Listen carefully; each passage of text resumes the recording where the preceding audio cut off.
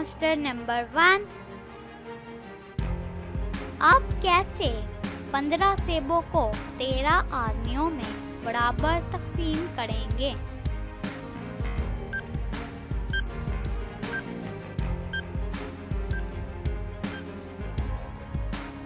Answer number 1, सेब का juice बनाकर। क्वेश्चन नंबर 2, 100 में से आप 10 को कितनी बार निकाल सकते हैं?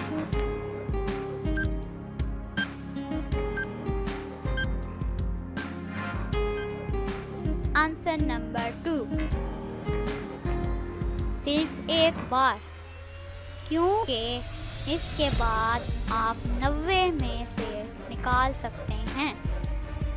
क्वेश्चन नंबर 3,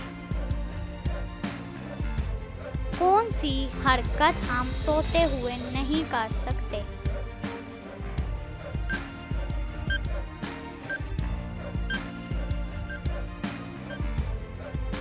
आंसर नंबर 3, पलक झपकना। Question number 4,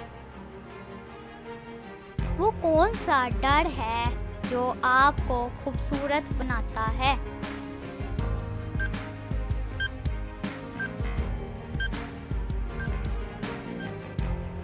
answer number 4, powder.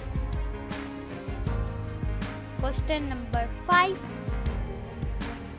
ऐसी शय का नाम बताएं जिसकी पैदाइश तो जंगल में होती है, लेकिन इसकी सारी जिंदगी पानी में गुजर जाती है।